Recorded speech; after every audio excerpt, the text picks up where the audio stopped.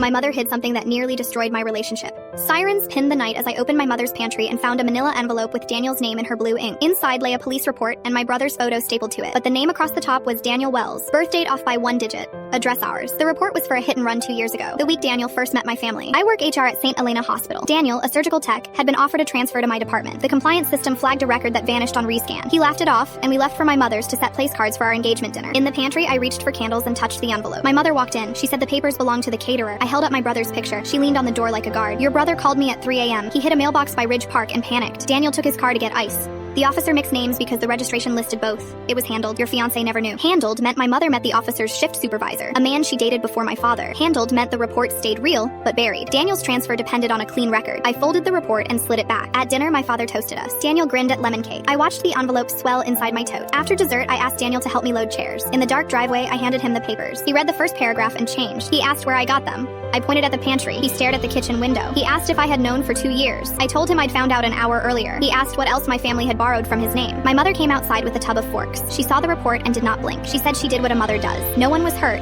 The mailbox replaced. The officer retired. Daniel asked why he had to learn it in a driveway with frosting on his tie. She told him he wouldn't have taken the job if he'd been scared of paper. My brother opened the screen door and watched us from the square of light. Daniel folded the report and placed it on the hood of my car. He said he would withdraw from the transfer and ask the hospital to audit his file. He said he would stay with me if I could promise my family would stop speaking for my life. I walked in and set the forks on the counter. My mother touched my shoulder and asked me to trust her experience. I opened the pantry, took the envelope, and passed the dining room where the place card still carried our names. I caught up with Daniel at the curb. I told him I would testify to the audit and to the night my mother buried the paper that wasn't ours. He took my hand but did not squeeze. My brother stood in the doorway, holding his daughter like a shield. My mother called my name, then his. Daniel looked at the house and at his badge. He put the report in his jacket and told me to drive. I started the car and waited for him to buckle. He didn't. He stood under the street lamp with the envelope flat, measuring the distance between the life where everyone fixed things and the one where they didn't.